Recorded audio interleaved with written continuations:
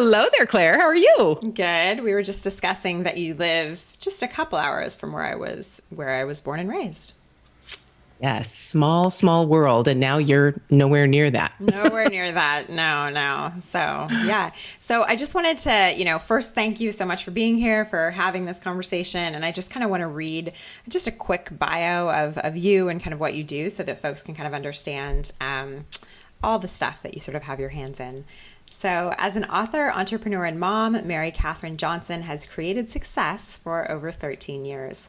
A fall while pregnant with her second son landed her with 2 broken legs, her first book and business. And she is now in her third business, helping other parents create their own life and work success through podcasting, writing, and online courses. And that is really a story. I mean, I was saying to you an email earlier this week, I just was like, what? What do you mean? 2 broken legs when you're pregnant? And then to hear that you were 8 months pregnant, it's unbelievable. So, I mean, please start us there because it's such an interesting place for the rest of us to hear about. I don't know if you like reliving it though. Getting distance from it. I love reliving it. When I was in it, no, definitely not. But it's, I have to tell you, Claire, it's really weird when it happened. The doctor looked at me and said, it's much more common than you think. I'm like, Paul, I've never heard of anybody doing this. What are you talking about?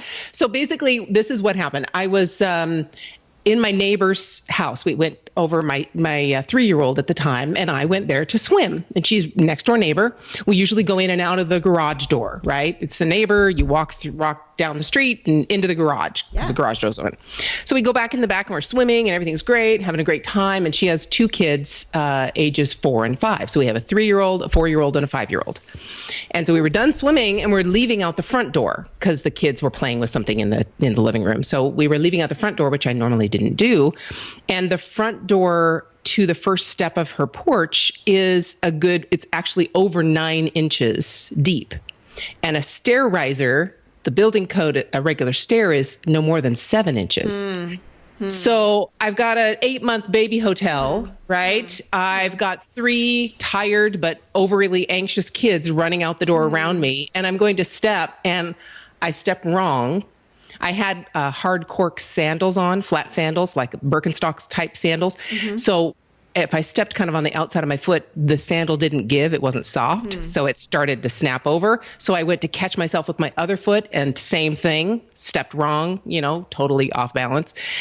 And when I stepped with my left foot, I heard a pop. And I proceeded to roll down the remaining 3 steps. And I landed with 2 broken legs. Just from those steps. And it's because 3 steps or 4 steps, 4 steps. Yeah. And it wasn't even rolling down the steps. It was the step itself when I stepped out the door. And it's because in late term pregnancy, there's a hormone that our body releases called relaxin. And basically it does exactly that. It relaxes the ligaments to get ready for delivery, but it relaxes all the ligaments. Okay. Not just delivery ones. So there was nothing to hold in the bones when I kind of was clumsy, and they just snapped. So I broke a bone in my foot on my right foot and my ankle, a bone in my ankle on my left, and had to have casts up to the knee until my son was about 2 months old after he was born. So what were you doing? You were hanging around in a wheelchair? You were in bed? Or what were you doing with a 2-month-old? So I had to deliver that way. Okay. So I got casts on that day, or that night, actually the next day in the morning, early morning hours, because this was about 4:00 in the afternoon. I had a walking cast on the bone that was broken on my foot. So that bone, I could actually have a walking cast. So they had a little thing on the bottom so that I could actually put pressure on that foot. But my left, I couldn't put any weight at all because it was my ankle. So at first they gave me crutches. I'm like, are you crazy? Are you crazy? I'm off balance already and you're going to give me crutches. You want me to break my neck? Okay, so no, that's not going to work. And then they gave me a walker. like a regular little walker that little old ladies walk around in, right? Right. And so I put the walker a few inches and hopped, and put the walker a few inches and hopped, and that's how I got around. Or I got smart. I used my office chair, which was a rolling chair. So I sat on that and rolled myself all over the house.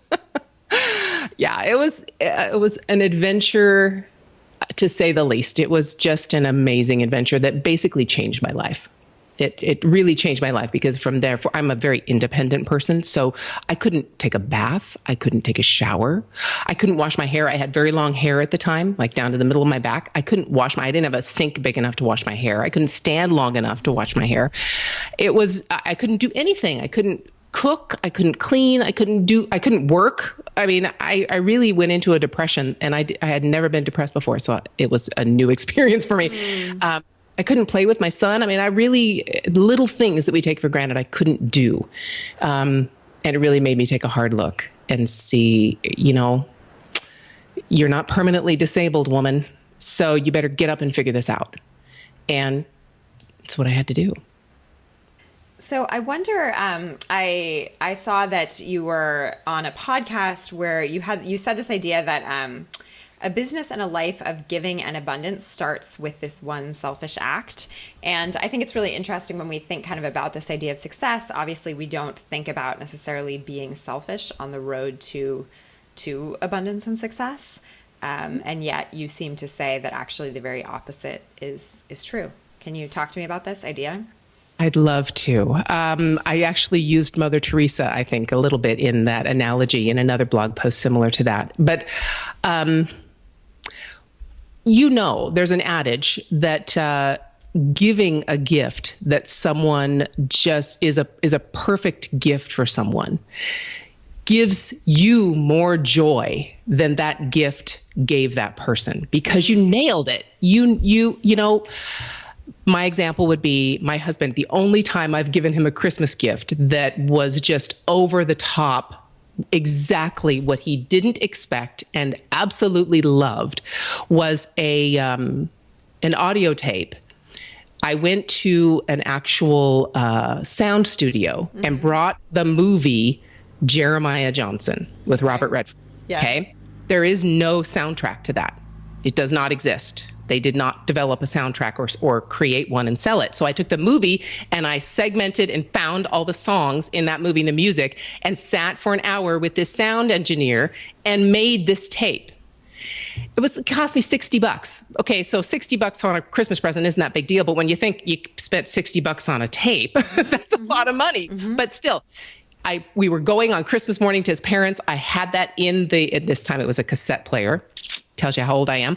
And had that in there. And when he turned on the car and he turned on some music, that tape played. And he got tears in his eyes, started crying. He had to stop the car because it was so unexpected and the perfect gift. Wow. I got so much from that, that it fueled me more than it fueled him, to me anyway. Because, when you give that gift, you get that wonderful feeling. That's the premise behind that. When we give to others and we know we're giving value, we know we've changed someone's life. We know, if I'm able to help a parent organize their day in a way that allows them to feel good about the time they spend with their kids and their business, and get rid of the guilt that we feel when we feel like we're being pulled away from one or the other, that helps change their life and helps them grow to the next level. That's abundance. That's giving. It gives me just as much joy to know that I contributed to that. So in that sense, look at it as a selfish act. Look at it as I'm giving myself a wonderful feeling, knowing that I'm impacting others and changing the lives of others. So I don't know if I explained it as well, but have you ever given a gift where you knew it was perfect and it gave you such joy to know that you brought that kind of joy to that person? Yes. And it's such a magical gift to give someone, but it's also a gift to yourself. That's the point.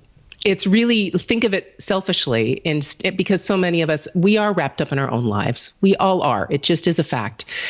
But really think of giving as you will receive just as much, if not more, when you give to someone else and help change their life. So if that's the way you need to think about it to make yourself do it, go for it.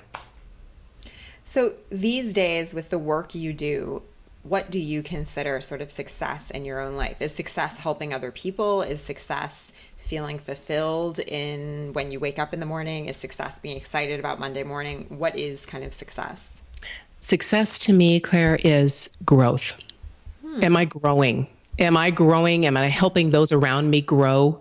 Because really, as far as I'm concerned, that's what we're here to do, to become a better form of ourselves or the next level of ourselves, uncovering ourselves more. And the only way we can do that is through growth, because once we learn something new, once we experience something new, we can't unlearn it. Right? I mean, we can't ungrow. Right. We can't go backwards. We can only go forward. And that's positive and negative. When we have negative experiences, we can't unlearn that either. So as many growth experiences I can have, the more I'm open to those things, to me, that's success. And the more I help others around me do the same, my kids, my husband, my friends, clients, anyone who reads a blog post, if that helped them grow, the most satisfying time I've ever had professionally is the book that I wrote about that experience of breaking my legs. I had someone, it's called Say Bump and Take a Left: How I Birthed a Baby and a Business After a Huge Bump in the Road. And it basically goes through that story that I told you, but really in detail, the changes that I experienced through that allowed me to then be open enough to actually create a business when I had never done so and not been around, personally experienced that. And one gentleman that I had the pleasure of meeting who had read that book and came up to me and said, because of that book, and he was in tears, and I could not even believe that I was meeting someone that I had impacted. One person made that experience totally worth it, because he said, my wife and I, we have a young child, a year old. My wife is working. We have a nanny in the house. I'm working. Because of what you wrote and how it impacted me, we're selling our home. We're moving closer to family. I'm quitting work. She's going to continue working, and I'm going to stay home and raise our child. Wow. I'm like, wow. What? I said something that made you want to do that? Wow. Okay. It just, that's it. So talk about growth for me, and a gift and abundance for me, and how good that made me feel, and the change in his life. And I don't know where he is. I don't know where that child is, but that child is probably at least 9 years old by now, 8 or 9 years old. And I don't know how that impacted that person's life, but to have his father home, nurturing him every day, had to have some, whatever positive impact he wanted to make has been realized. Absolutely. Wow. Yeah, so I was growth. I was really struck reading some of your work about, obviously I'm a parent, and so this idea of guilt comes up a ton it comes up with everyone in the world, but it comes up a lot with parents, and with parents who are also entrepreneurs, and particularly with parents who just feel that they have different things on their plate. And one of their things is raising their children well, but there's also work, and there's also other things out there. And I guess it struck me as I read, you say the importance of basically not feeling guilty as being a parent. And it kind of struck me, I wondered if that was really success in parenting in a way.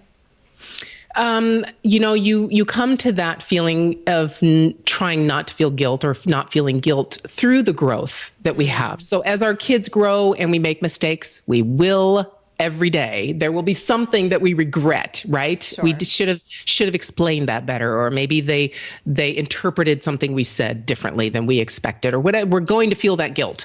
Yep. But if we learn and grow from it, and tomorrow change the way we say things or what we do or whatever, so that we can hopefully grow and add on and communicate better and have a deeper understanding of each other, and help our kids have a deeper understanding of themselves, then we get rid of that guilt. We can't go back. We can't change what we said or what we did. But if we just keep doing the same thing, then you're going to keep having that guilt. But if you grow and change one little thing, okay? So say my son comes out and we're talking and I say something jokingly and he looks at me and you can tell he didn't take that jokingly, right?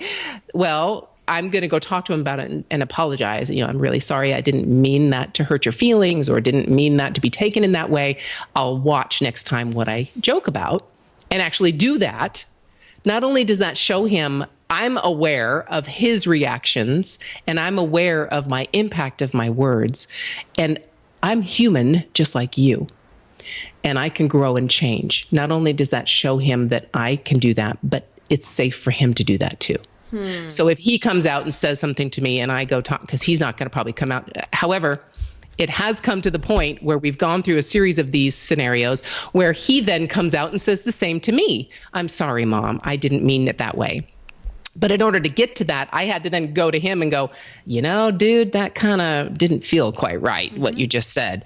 And now he feels safe enough to do the same. I mean, this is life. This is growth. We're going to have guilt. But if we change because of it, it goes away. We don't have to feel the same guilt anymore because we're not continuing to do it. Right. Does that make sense?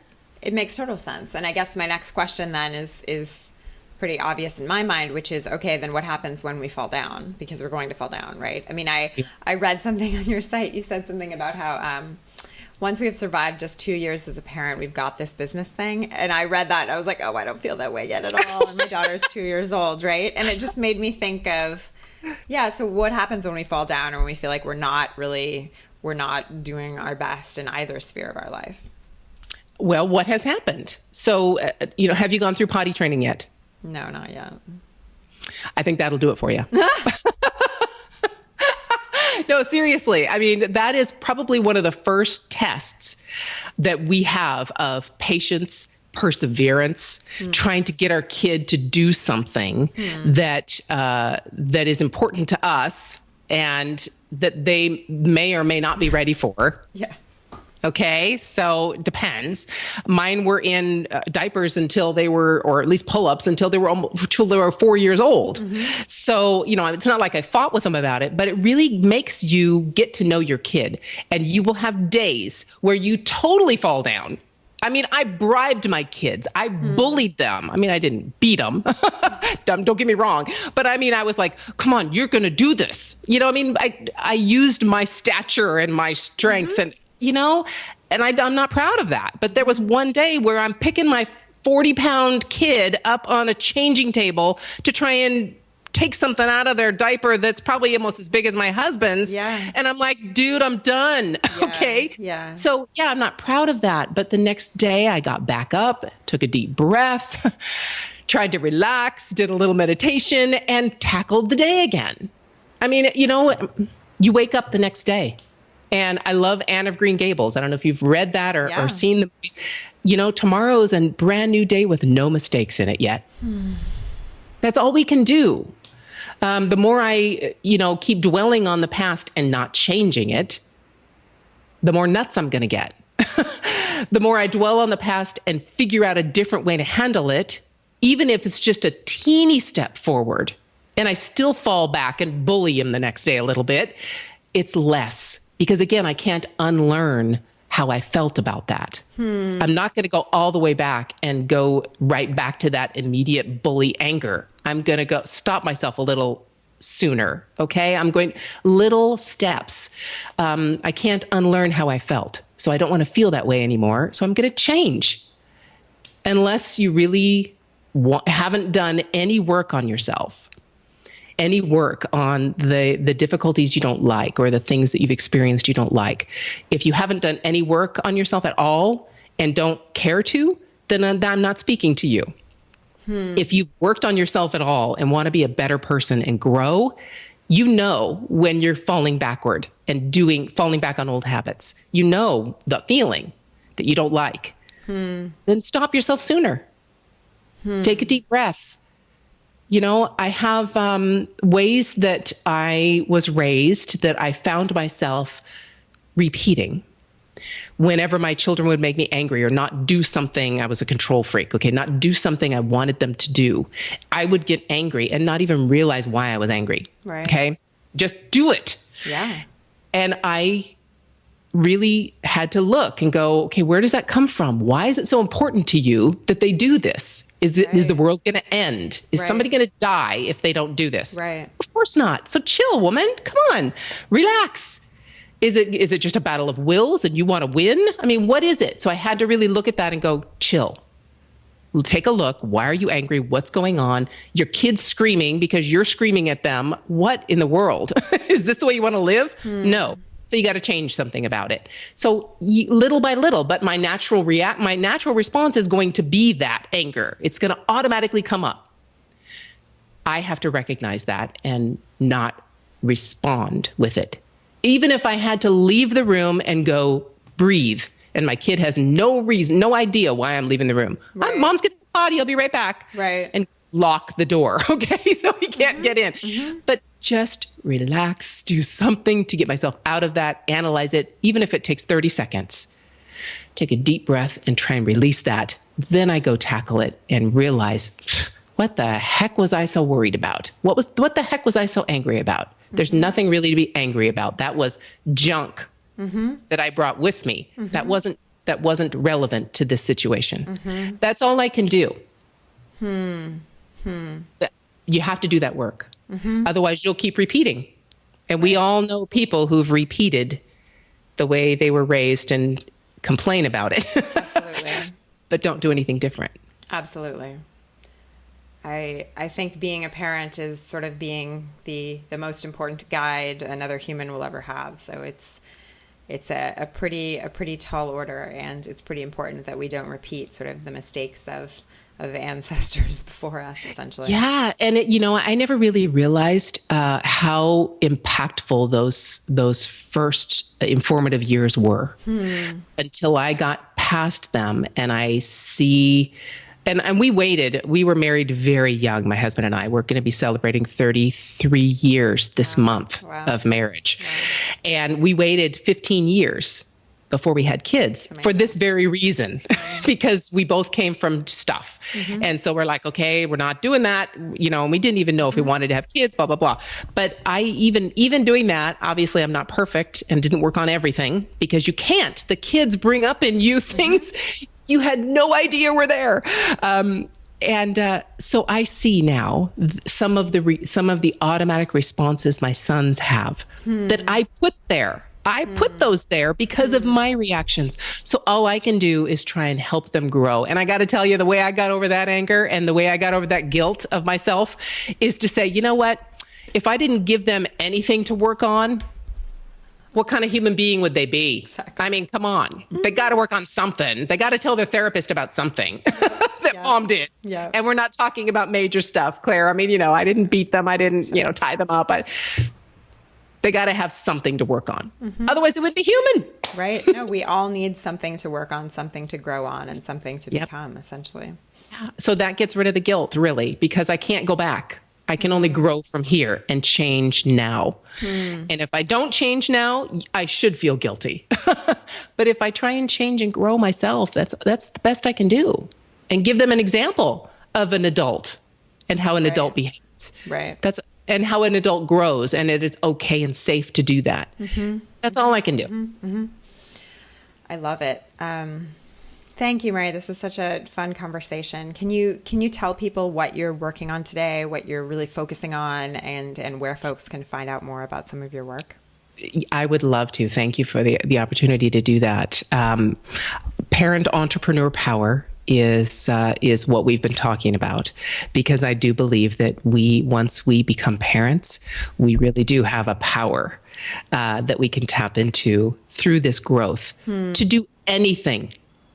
If you want to overcome fears, if you want to build a business, if you want to communicate with someone that you're scared to communicate with, tap into the things that you've learned and grown as a parent, and you'll find the strength and you'll find the tools. Patience, perseverance, adaptability. I mean, all those things. We have to use them everywhere. So parententrepreneur.com is where I live there. But I'm working on a new site. I'm helping beauty professionals use social media and technology to grow their practice because they're not really using it very much now. So beauty tech tools is that. And it's just a new little project I'm using. And that's because a lot of my clients, parent entrepreneur clients, have been beauty pros. And so they've basically said, we need this, and this. Can you help us? And I said, okay, sure. But really, MaryKathrynJohnson.com is where I have everything I'm working on, books and blogs and products, and Mommy Loves, the original maternity, the store that we were talking about that I started. Email Mary@parententrepreneur.power.com. I would love to chat with anyone and help anyone. And again, as much abundance as we can provide to the world, it comes back to us tenfold. Awesome. Thank you so much, Mary. I really appreciate this. Thank you.